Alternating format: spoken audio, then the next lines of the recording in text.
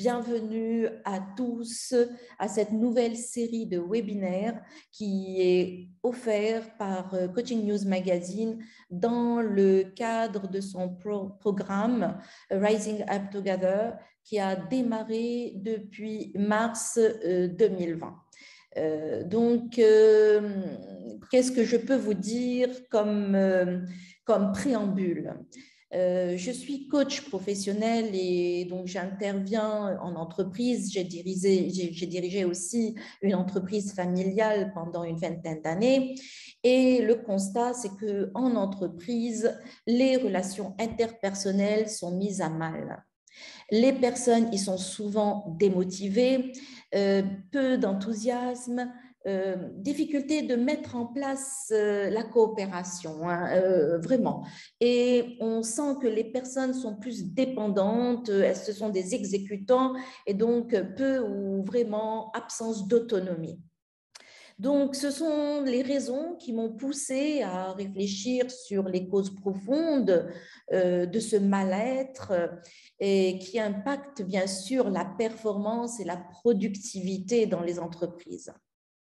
Donc, pour ceux qui ne me connaissent pas, permettez-moi de me présenter. Je suis Sana Mikou, ICF coach PCC. C'est-à-dire que je suis certifiée par la Fédération internationale de coaching. Je suis aussi directrice du cabinet Insight Coaching et du magazine Coaching News Magazine. Nous avons soutenu des milliers de personnes depuis le début de cette crise sanitaire.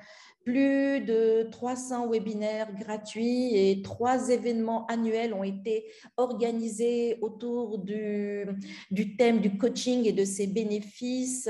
Nous avons touché plusieurs cibles, nous avons touché les professionnels, nous avons touché les femmes, nous avons touché aussi les parents. Et si vous voulez un peu mieux nous connaître et en savoir plus un peu sur notre activité, je vous invite à visiter notre site coachingnews.ma.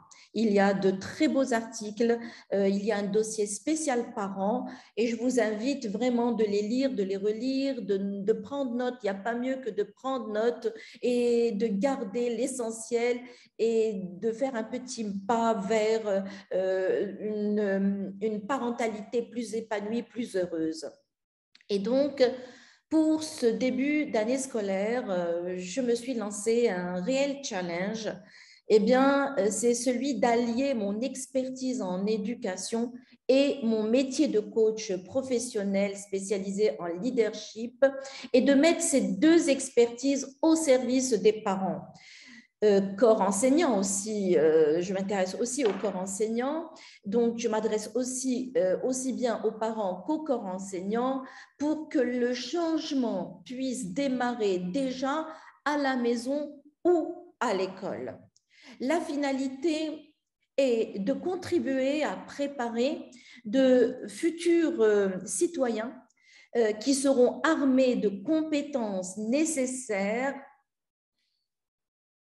à de futurs patrons, parce que nos enfants aujourd'hui seront les futurs patrons de demain, seront les futurs collaborateurs de demain, seront les futurs entrepreneurs de demain.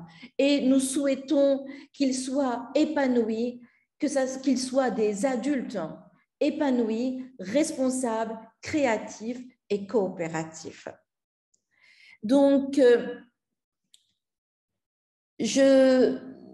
je vais vous rappeler ou vous dire quelque chose que vous connaissez déjà et que vous avez expérimenté avec vos enfants, parce que si vous êtes là, c'est que vous êtes déjà des mamans. Et donc, les enfants apprennent par imitation. Les parents ont besoin de gérer leur foyer en vrais leaders positifs, conscients et inspirants. Le leadership, ce n'est pas un statut, c'est donc un ensemble de compétences qui crée, le leader crée un monde auquel on aimerait appartenir. Donc, que ce soit dans l'entreprise ou dans le monde familial ou personnel. Donc, en tant que parent, j'espère vous accompagner pour que vous puissiez devenir ce leader inspirant, que vous puissiez créer un environnement auquel votre enfant aimerait appartenir. C'est très important. Alors, comment influencer notre enfant et lui donner envie de nous suivre en mettant en place des habitudes constructives et efficaces. Donc, nous avons programmé pour ce mois de septembre 4 conférences gratuites. Je vous invite à suivre notre actualité pour en profiter au maximum. Et c'est des conférences qui sont complètement dédiées à l'éducation et aux parents. Donc, nous avons démarré le thème de cette année autour de l'éducation.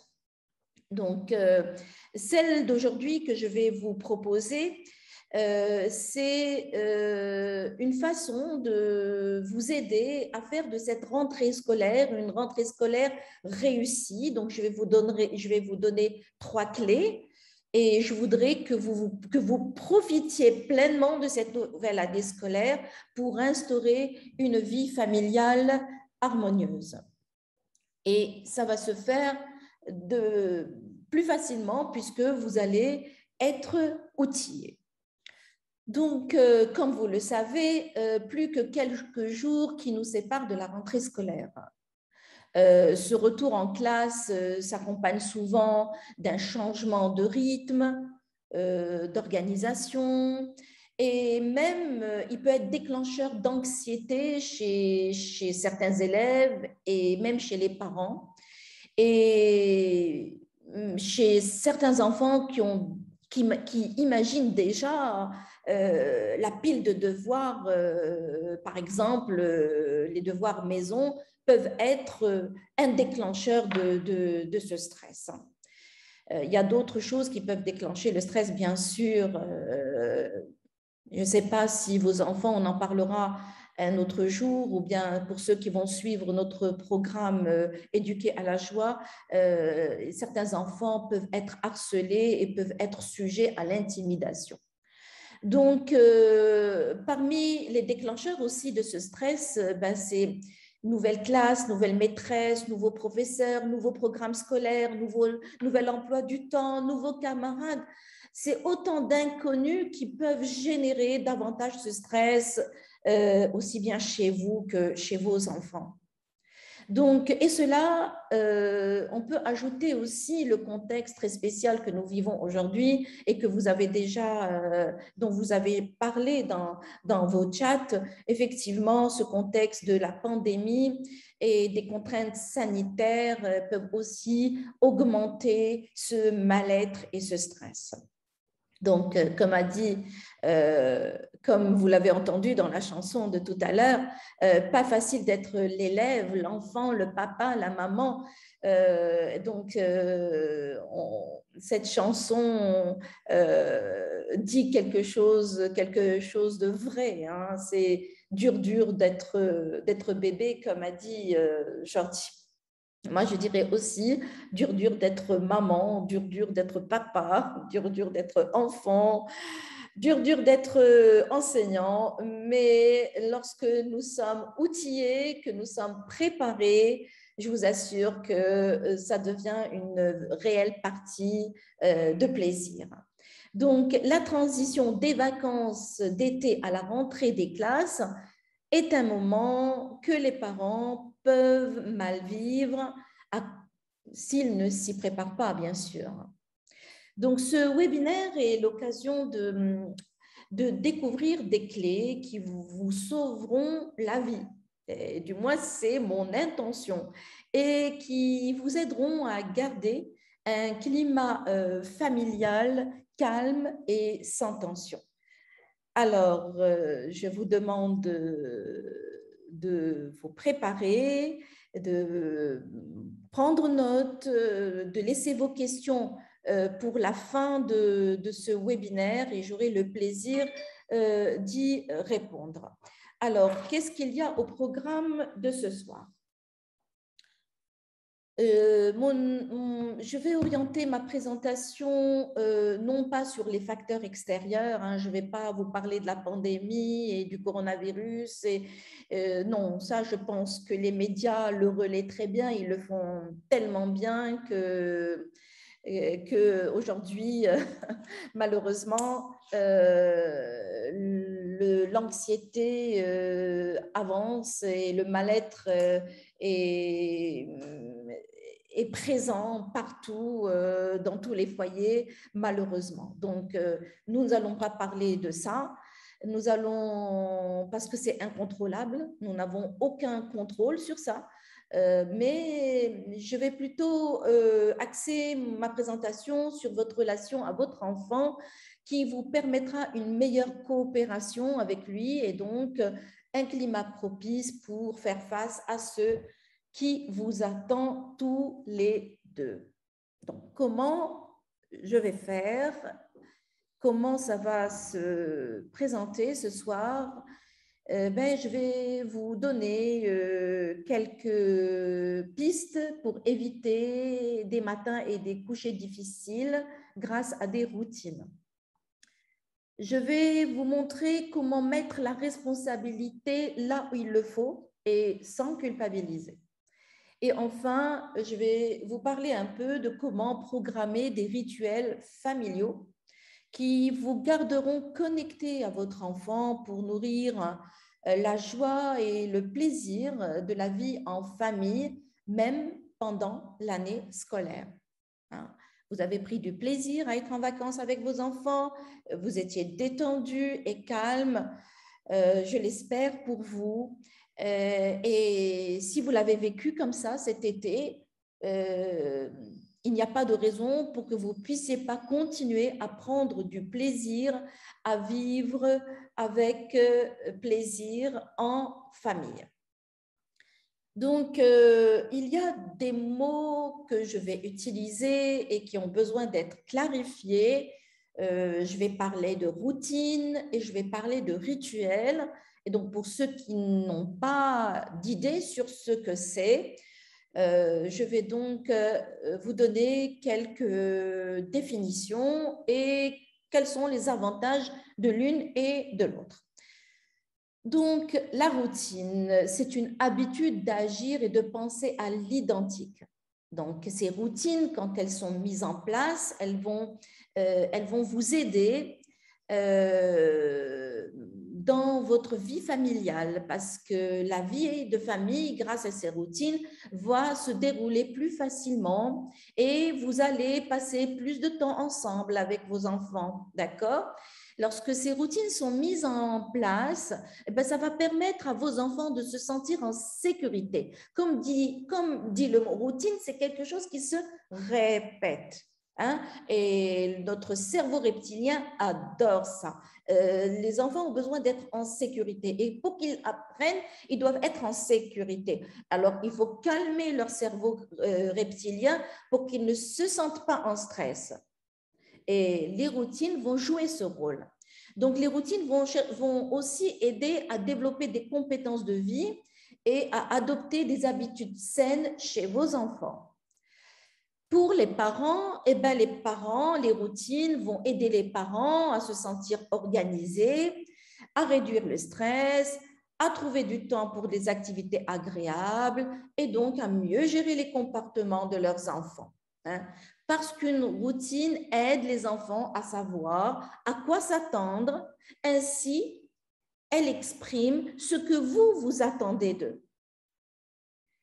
Donc, une bonne routine doit être planifiée, elle doit être régulière dans le temps et elle doit être aussi prévisible. Voilà, ça c'est en ce qui concerne la routine. Par contre, les rituels. Alors, les rituels, c'est une manière de faire quelque chose de façon codifiée, en respectant certaines règles. Dans les rituels, il y a cette idée de sacré dans le rituel. On connaît donc les rituels religieux, comme les fêtes religieuses. On connaît les rituels culturels, sociétaux. Par exemple, dire bonjour est un rituel. Et ce rituel dépend de la culture de chaque pays. On ne dit pas bonjour de la même manière. Donc, les rituels correspondent à des routines vraiment spéciales. Les rituels se répètent aussi. On peut dire que les rituels sont des routines vraiment spéciales et en même temps, la plupart des rituels que nous mettons en place avec les enfants, eh ben, c'est surtout pour ressentir et avoir du plaisir à être ensemble. Bon, il y a des rituels, par exemple, les naissances et les mariages sont des rituels que nous vivons. Le deuil aussi est un rituel. On peut considérer ça comme un rituel. Donc, comme je vous ai dit, les rituels se répètent chaque jour et reviennent à des intervalles réguliers, une ou plusieurs fois dans l'année. Mais dans tous les cas, on ne les change pas. Ils sont quasi immuables. On ne les change pas. Les rituels sont souvent les mêmes. D'accord? Parce que par la répétition, on va mettre en place des habitudes qui sont intéressantes pour gérer les comportements de vos enfants. Donc, les rituels, ce sont des pratiques familiales qui aident à renforcer les liens. Donc, on les vit avec les autres car ils mettent en valeur vos croyances et vos valeurs communes. Les rituels, c'est les moments pour dire aux différents membres de votre famille ce qui est important pour vous. Et donc, ça crée un sentiment d'appartenance parce qu'on va partager les mêmes valeurs et d'unité au sein de votre famille. Par exemple, je vais donner un exemple de rituel. Par exemple, le déjeuner, le dîner du dimanche, par exemple, ensemble, toute la famille réunie, chaque semaine, indique que vous appréciez votre famille, que la valeur famille est importante pour vous et que vous aimez passer du temps ensemble, que c'est important pour vous de passer du temps ensemble. Ça, c'est cela que véhicule le rituel de partager un repas le dimanche ensemble. Je donne, c'est un simple exemple. Donc, la famille se réunit systématiquement, par exemple, pour le dîner, le repas du dimanche, midi, ou bien va rendre visite aux grands-parents, aux amis, vont partager les mêmes loisirs. Donc, ces habitudes vont être considérées comme des rites d'union, donc où chaque membre de la famille se sent indispensable. Donc, ça permet d'inclure et de rendre important chaque membre de la famille. Donc, vous comprenez que ces rituels vont permettre plus de coopération au sein de votre famille. Donc, nous allons passer à l'idée que les routines et les rituels sont en lien dans la mise en place d'habitudes saines. Hein, parce que les habitudes saines, c'est très important, car nous vivons tous selon des schémas et des habitudes qui sont déterminants pour nos résultats. Si on met en place dès l'enfance de bonnes habitudes, vous allez aider vos enfants à développer de bons comportements qui vont les aider à obtenir de bons résultats et donc à réussir. Donc, et vous comprenez que le contraire est vrai, que si les habitudes sont inefficaces et destructrices, eh cela va nous mener vers des échecs. Et cela dans les différents domaines de notre vie, hein, que ce soit professionnel ou personnel. Donc, les habitudes vont s'acquérir par la répétition et elles vont se loger dans notre inconscient et dans l'inconscient de votre enfant jusqu'à ce que ces habitudes deviennent des automatismes. Et quand ça devient des automatismes, et en plus, pas n'importe quel automatisme parce qu'on a répété des rituels et des routines qui sont positives, constructives, qui aident l'enfant dans sa réussite, ça va devenir automatique et les enfants vont gagner du temps, vous allez vous-même gagner du temps, la vie va devenir plus facile et les enfants vont pas avoir des surprises parce qu'ils savent ce qu'on attend d'eux, donc ils vont pas réagir, bien au contraire, ils vont pas s'opposer, bien au contraire, ils vont coopérer. Donc, quelle routine et quel rituel pour réussir cette nouvelle rentrée scolaire et c'est ce que je vous promets de vous proposer, de vous montrer pendant ce webinaire.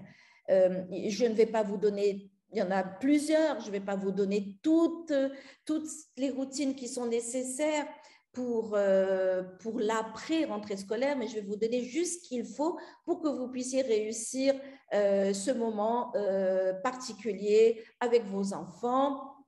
Et donc, si vous voulez aller plus loin et avoir beaucoup plus d'outils, je vous invite très fort à vous informer sur notre formation Éduquer à la joie qui va démarrer le 24 septembre.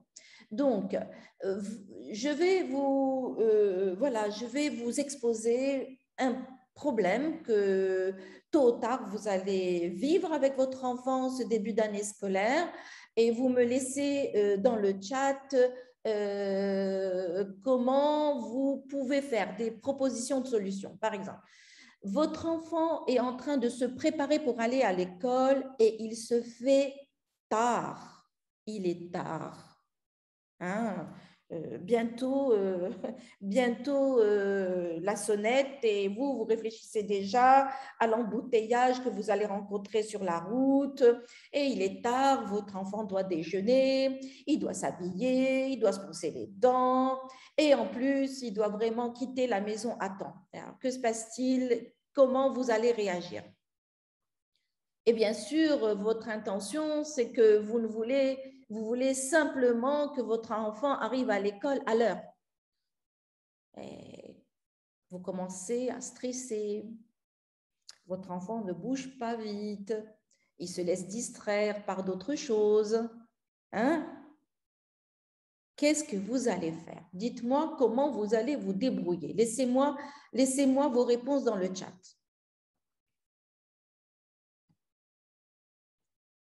Donc, je suis en train de lire vos réponses. Qu'allez-vous faire?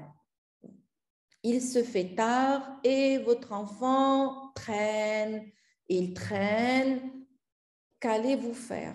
Avez-vous déjà vécu des matins comme ça, comme ce que je suis en train de vous décrire?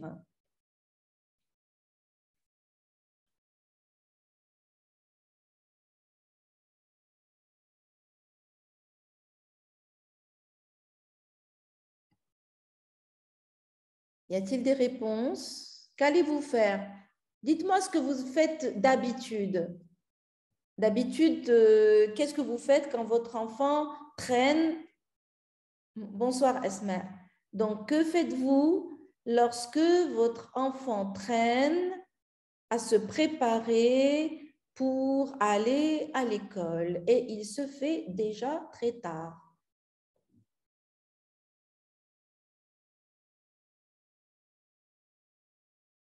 Oui.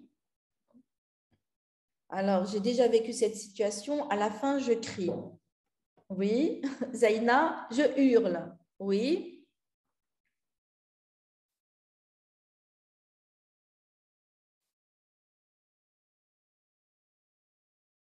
On court dans tous les sens et tout le monde stresse.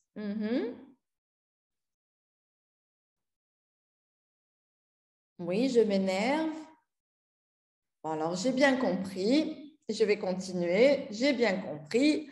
Donc, vous auriez tendance à crier contre votre enfant et même, disons-le, qu'il vous est peut-être un jour arrivé d'utiliser la petite fessée pour qu'il se dépêche.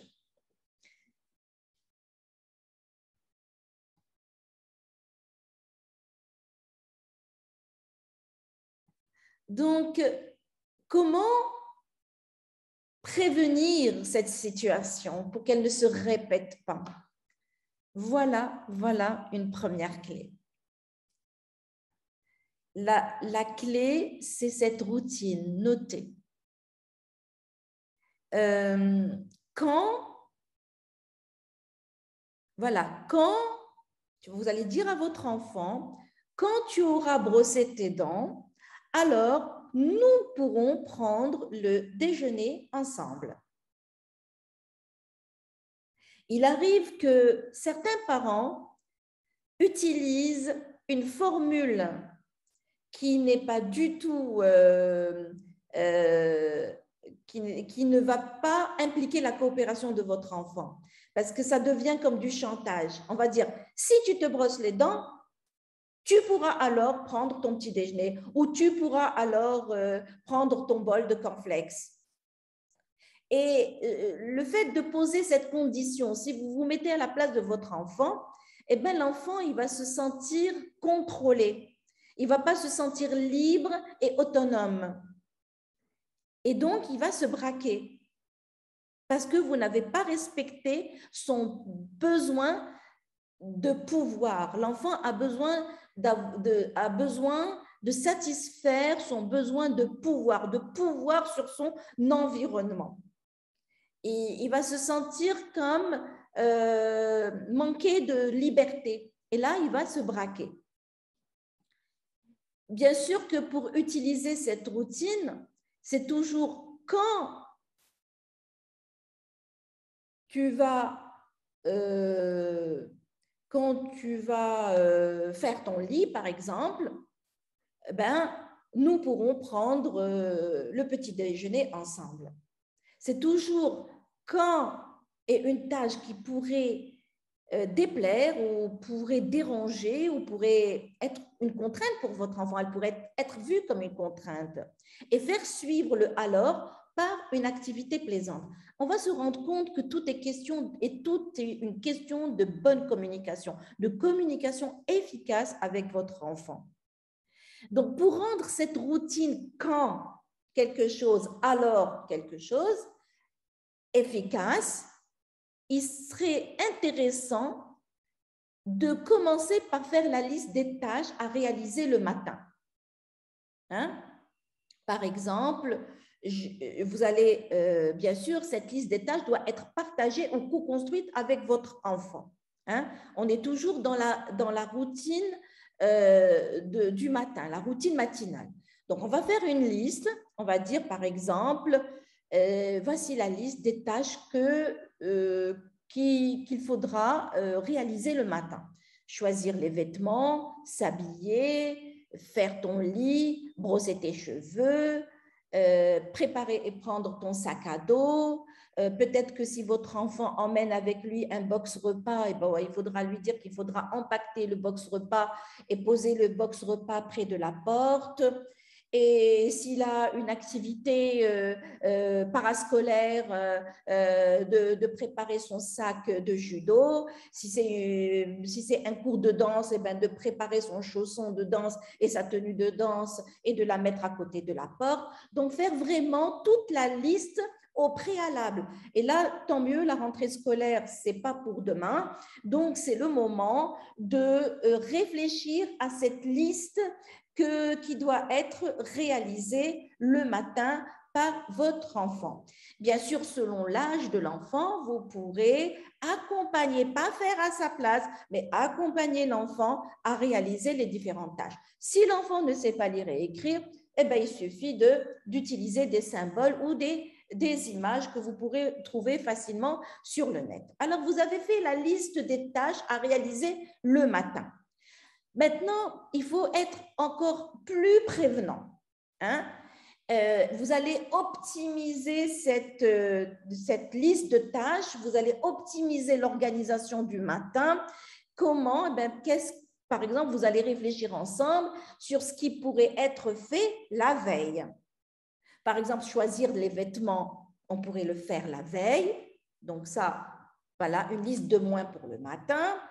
Préparer et prendre son sac à dos, eh ben, on pourrait éventuellement aussi préparer son sac à dos la veille. Donc, il ne restera le lendemain que de le prendre et de le faire descendre ou de le poser à côté de la porte.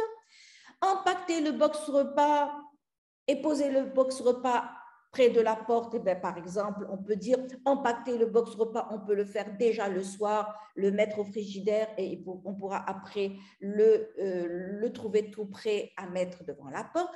Il est question d'impliquer vos enfants. C'est comme ça que vous allez en faire des adultes responsables, qui vont avoir des initiatives et qui vont réussir dans la vie.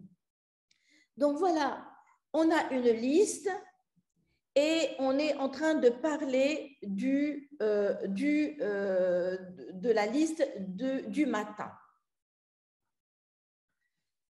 Donc, nous parlons toujours du matin et on reviendra à la routine du soir et la routine pour les devoirs. Moi, je préconise de faire les devoirs assez tôt dans la soirée, hein, c'est-à-dire assez tôt dans la soirée parce qu'il faut prendre en compte le nombre d'heures de sommeil nécessaires pour l'enfant. Les enfants, ce n'est pas comme un adulte. Un enfant, selon son âge, peut avoir besoin de 10 heures, 10 heures de sommeil, 10 heures à 12 heures de sommeil. Donc, c'est très important de prendre en compte cette donnée. Donc, plus les devoirs se feront en amont, plus l'enfant aura la chance de faire un retour au calme et de bénéficier de la routine du soir. Donc, c'était pour répondre à Ilham. Donc, nous avons dit, on fait une liste des différentes tâches du matin, on la partage avec notre enfant, on essaye de l'optimiser en vérifiant ce qu'on pourrait faire la veille. Et puis, on utilise la routine quand, alors, par exemple, quand tu finiras de t'habiller, alors, tu pourras jouer jusqu'à que le bus arrive, par exemple. Donc, toujours, quand quelque chose qui demande l'implication et qui demande un effort de la part de votre enfant, suivi par quelque chose de plus plaisant qui va offrir du plaisir à votre enfant. Donc, quelque chose de plus sympathique. Hein. Et cela va pouvoir, quand vous faites comme ça, eh ben, ça va pouvoir maintenir la motivation de votre enfant à collaborer avec vous. Quand tu te brosseras les cheveux, hein, nous prendrons le petit déjeuner. Hein. Quand tu poseras le box repas près de la porte, alors nous prendrons le petit déjeuner ensemble. Ou alors tu auras droit à 5 ou 10 minutes de télévision. Parce que je sais qu'il arrive que vos enfants aiment bien voir des dessins animés avant de partir à l'école, mais ne le faites pas alors que l'enfant est en train de manger, c'est déconseillé, mais faites-le à petite dose et contrôlez le temps. Déjà, vous passez un message à votre enfant que oui, c'est permis de voir la télévision à condition de respecter un temps. Et c'est à vous de poser les règles et de développer de bonnes habitudes, comme je vous l'ai dit tout à l'heure.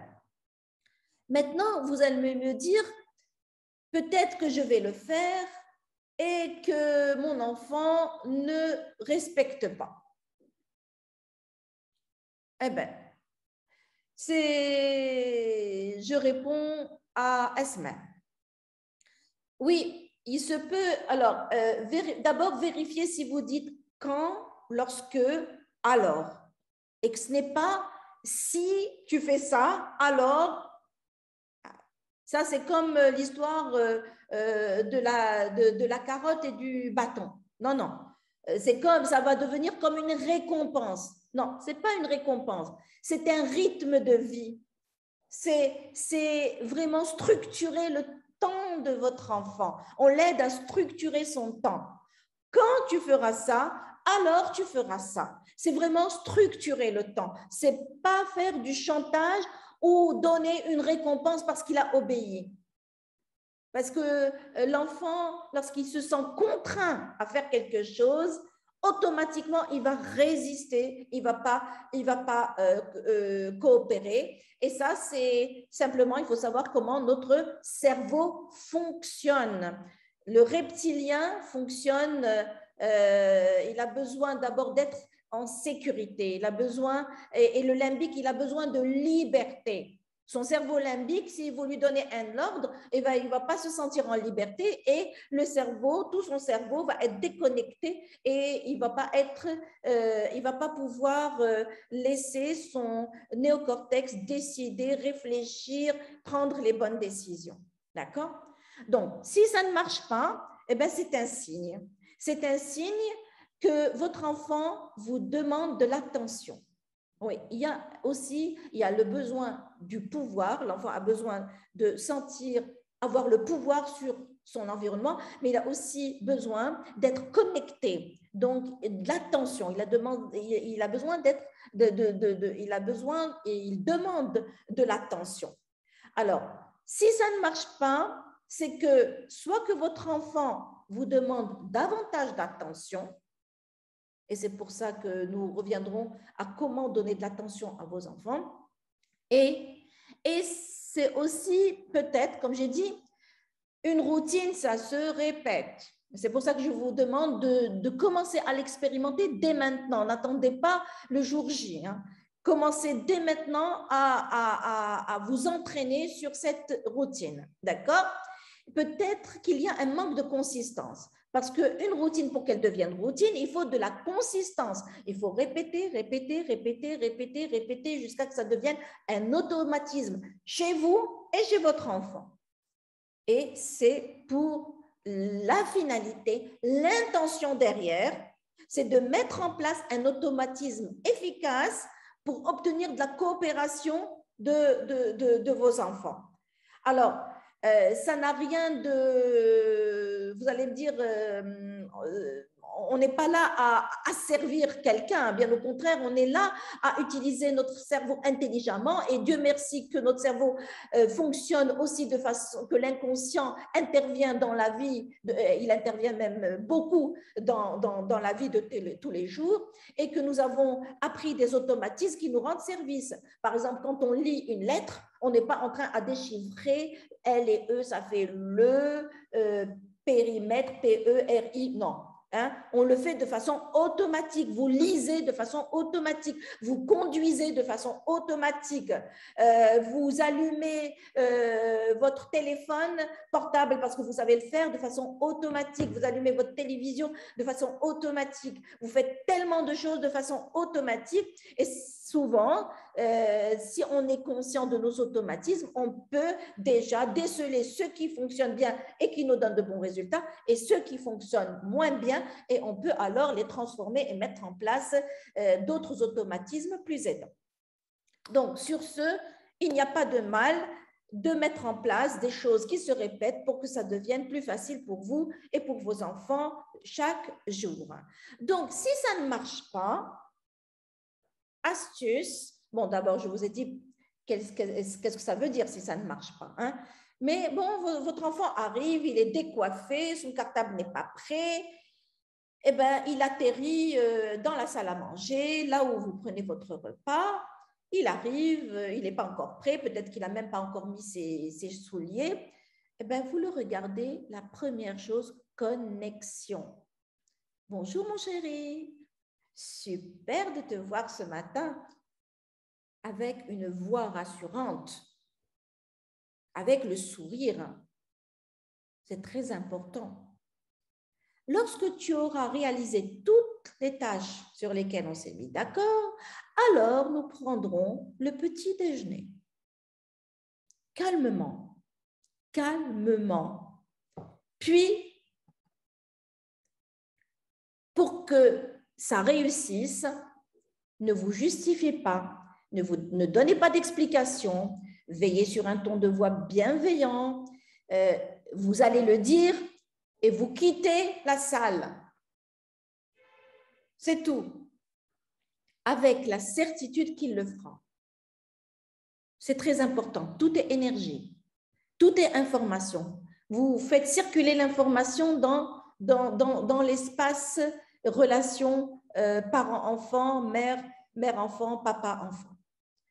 Et l'avantage de faire cela, parce que votre enfant a bien compris qu'il n'a pas respecté les consignes, hein, mais l'avantage de faire ça, le fait de quitter et de partir, eh ben, ça va sauver la face de votre enfant et il va faire en sorte d'aller et de respecter, de continuer à faire ce que vous lui avez demandé. Il est très important que vous testiez, hein, d'accord? Vous testez ça.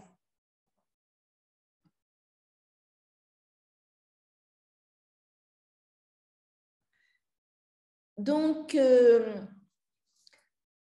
nous continuons et nous parlons toujours de la routine du matin. On a donc accompagné, il est très important parce que cette liste, c'est comme si vous avez posé un contrat avec votre enfant. Donc, il est très important d'accompagner votre enfant dans sa réussite du contrat. Hein. Vous allez lui offrir, par exemple, pour l'aider, une façon de l'aider, c'est de lui poser un aide-mémoire par écrit avec les différentes tâches à réaliser. Si ce n'est pas par écrit, utilisez des symboles et des images. Hein. Vous pouvez utiliser des affichages ou des notes écrites que vous pouvez poser sur la table à manger. Type, lorsque ta liste du matin sera réalisée, alors tu auras droit à 10 minutes de télévision. Et c'est très important aussi, que je parlais de structurer le temps, parce que les enfants n'aiment pas les interruptions. Quand on les interrompt dans leur activité, ils se sentent en insécurité. Donc, toujours les prévenir en avance et peut-être même utiliser un sablier pour leur indiquer qu'il est temps de passer à autre chose ou à une autre activité. Donc, il est déjà 20h29 et je vais donc peut-être continuer sur cette première clé et retourner vers la clé 2 pour une prochaine fois parce que je vois que le temps passe tellement vite et surtout, c'est pour vous laisser du temps pour poser vos questions. Donc, cette routine, quand ou lorsque, alors, elle réussit lorsque vous respectiez ces différentes conditions que je viens de vous dire. Vous le dites et vous partez. Vous le dites et vous partez. Donc, j'aimerais vous dire peut-être en conclusion de cette première clé, c'est que des matins heureux, ça commence avec vous. Lorsque vous faites la liste, vous essayez d'impliquer votre enfant dans la liste pour lui demander, par exemple, souhaites-tu te brosser les dents avant ou après le petit déjeuner, par exemple. Et c'est très important, comme je vous l'ai dit, de maintenir la même routine tout au long de la semaine et pour que vous puissiez transformer ces routines en habitudes positives. Donc, de la consistance pour enregistrer de bons résultats, de la consistance, répéter, répéter, répéter et vérifier l'efficacité de cette routine. C'est à vous de vérifier l'efficacité de cette routine. Peut-être que la liste des tâches est trop longue. Peut-être qu'il y a une partie des tâches que l'enfant ne peut pas faire seul, donc il faudrait l'accompagner. Peut-être qu'une partie de la liste pourrait se faire la veille. Donc, tout cela, c'est à vous d'à chaque fois réajuster et de réguler cette routine matinale pour qu'elle puisse être quelque chose qui va vous aider dans des matins heureux. D'accord? Donc, la routine de l'après-école et du coucher eh bien, prendra la même organisation.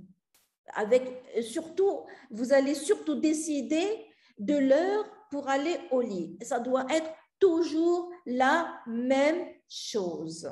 Hein? Et j'ajouterai, pour mettre en place la routine matinale, c'est que C'est très important que vous soyez réveillés et prêts 30 minutes avant vos enfants. Et c'est le fait d'accueillir vos enfants sans être stressé, d'être déjà prête, ça va changer la qualité de présence auprès de vos enfants. Donc, autre chose qui est aussi importante et que j'ai besoin d'ajouter, que votre enfant soit en ligne ou en présentiel, la routine matinale doit rester la même et doit respecter les mêmes horaires, même pendant le week-end. Bien sûr, pendant les vacances mi-trimestre ou les grandes vacances ou des vacances plus longues, on pourrait faire des exceptions. Mais lorsque l'école démarre, cette routine doit être toujours la même. On doit garder et respecter cette routine tout au long de la semaine. Et bien sûr, pratiquer. C'est important pour que cette routine soit maîtrisée et soit efficace pour de bons résultats. Donc, je vous conseille de démarrer déjà cette routine le plus tôt possible avant la rentrée scolaire. Et cette routine, quand elle se répète et qu'elle devienne automatique et qu'elle rentre dans la vie de famille, ça devient une habitude familiale, et bien ça va éviter à vos enfants de se plaindre, de remettre à plus tard leurs tâches ou de négocier. Vous allez perdre moins de temps dans ce genre de choses et que vous vivez certainement avec vos enfants. Donc, pour le soir, c'est la même chose. Il faut faire la liste, ranger les jouets, quels sont les jeux et les cahiers que vous pouvez utiliser durant la soirée, préparer les vêtements pour l'école le lendemain, écouter de la musique douce, prendre un bain, mettre le pyjama, brosser les dents, je ne sais pas. Chaque famille a ses propres routines, a ses propres tâches qu'elles mettent en avant. Et donc, c'est à vous de mettre toutes ces tâches, de les expliquer à vos enfants. C'est un contrat que vous passez avec votre enfant. Comme ça, votre enfant sait très bien ce que vous attendez de lui. Et quand un enfant sait ce que vous attendez de lui, il va mieux coopérer. Il ne sera pas surpris. Et les matins et les couchers vont se passer dans des meilleures conditions. Le temps est passé tellement vite, il est déjà 20h34 et je voudrais vraiment partager avec vous les 2 autres clés. Donc, je vous propose d'aller plus loin dans l'éducation de vos enfants. Ce que je promets pour les parents, le 24 septembre prochain, il y aura une formation en visioconférence, c'est-à-dire que vous allez interagir avec moi directement et avec Antonella Verdiani, qui est une PhD en éducation. Vous allez intervenir directement avec moi et avec elle, poser vos questions, avoir vraiment les clés d'une éducation joyeuse. Et ce n'est pas des vidéos enregistrées, non, nous aimons l'interaction avec les parents, nous voulons que ça soit du direct. Et donc, ça va démarrer le vendredi 24 septembre et ça va s'organiser autour de 4 modules et il y aura donc des bonus qui sont un cadeau de notre part avec d'autres experts étrangers et marocains. Mais pour le module 1, module 2, module 3 et module 4, c'est nous qui allons animer ces modules. Chaque module, c'est à peu près 6 heures, c'est 3 séances. Donc, c'est 24 heures de formation plus 6 heures de formation en bonus avec des experts. Le premier module, c'est me libérer pour offrir un espace de croissance. Le module 2, mieux me connaître pour comprendre mon enfant. Le module 3, la communication au centre d'une relation. Le module 4, éduquer à la joie. Donc, merci beaucoup pour votre présence. Merci d'avoir patienté et je vous dis une excellente reprise, une bonne rentrée scolaire pour vos enfants. Prenez soin de vous, ressourcez-vous, prenez du plaisir dans les petites choses, malgré toutes les contraintes de cette pandémie. Ressourcez-vous parce qu'une maman épanouie, eh ben, ça va faire des enfants épanouis, ça va faire un climat familial sain, joyeux, ça va faire un couple joyeux et sain, des relations saines.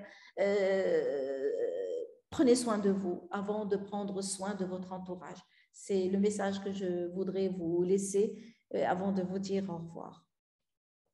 Donc, à très bientôt.